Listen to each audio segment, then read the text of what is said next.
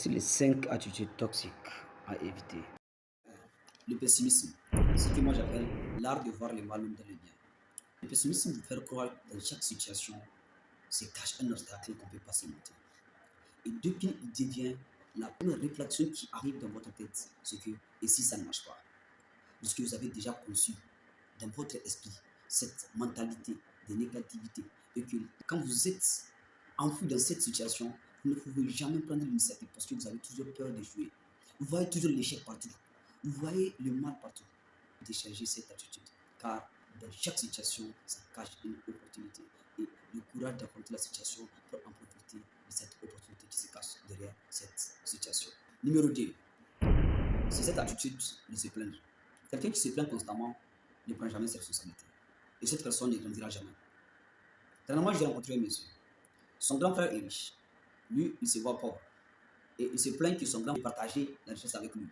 Et se dit même que c'est toute la richesse de la famille que Dieu a pris et l'a donnée à son grand frère afin que son grand frère puisse prendre soin de toute la famille.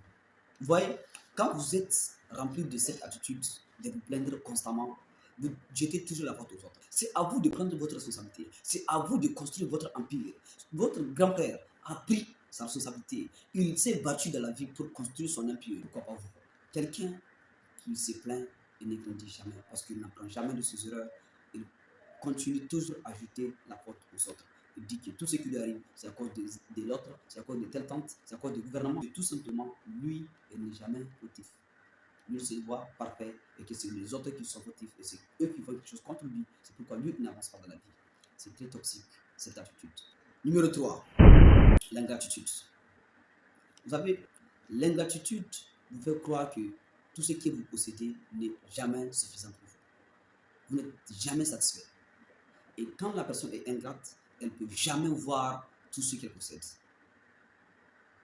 Il y a un monsieur, quand il était élève, il se disait qu'une fois obtenu son bac à l'université, il va être heureux.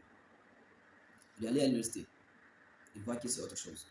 Il se dit aussi, une fois fini ses études, avoir le boulot, sa vie sera meilleure. Il a trouvé un boulot, il travaille, mais il n'est jamais satisfait. Il dit, il ne sera jamais heureux jusqu'à ce qu'il soit marié. Il s'est marié, il n'est encore pas satisfait de sa vie. Il n'est jamais heureux, ni heureux de sa famille. Il ne trouve jamais le temps de regarder ce que la vie lui offre. Vous donne l'impression que vous n'êtes toujours pas heureux et que tout ce que vous possédez n'est jamais suffisant pour vous pour être heureux. Numéro 4, c'est le fait de se voir toujours victime de la vie et incapable, bon à rien, de faire quoi que ce soit. Tout ce que vous trouvez, c'est que vous êtes nul. Vous avez cette mentalité, vous avez conçu cette pensée dans votre esprit. Comme ça, vous demeurez comme ça et vous pensez que vous finirez votre vie dans la misère. J'ai rencontré un enfant. Je lui ai demandé de faire quelque chose de très simple. Il dit non, il ne peut pas faire. J'ai dit mais pourquoi? C'est simple, tu peux faire ça. Les enfants font ça d'ailleurs. Il dit bon, en fait, lui, il n'a jamais fait quelque chose de bon. Et même sa maman lui a dit qu'il est nul. À l'école, il est nul. Et là-dessus, je voudrais interpeller la conscience des uns et des autres, surtout des parents. De grâce, n'insultez pas vos enfants. Ne dites pas à votre enfant qu'il est nul parce qu'il n'a pas amené la moyenne de l'école.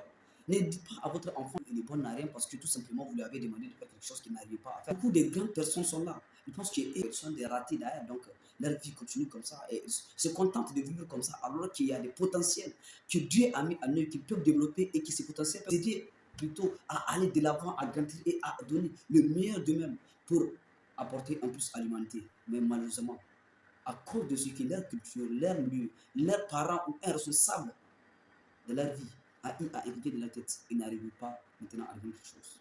S'il vous plaît, arrêtez de tuer la confiance en soi et l'estime de soi des gens et des autres. Numéro 5, la plus toxique de toutes, c'est l'attitude. C'est l'orgueil et celui-là qui est tellement rempli de lui-même, il se croit à tel point où il ne voit pas l'importance des autres. Il se voit au-dessus de tous. Il se voit plus fort, plus intelligent, plus charismatique, plus éloquent que quiconque. La vie est purement relationnelle. Et si vous trouvez que vous êtes plus que tout le monde, alors vous ne pouvez pas être en relation avec les autres. Et n'oubliez pas, Dieu ne descend pas du ciel pour quoi que ce soit. Il passe toujours à travers les hommes.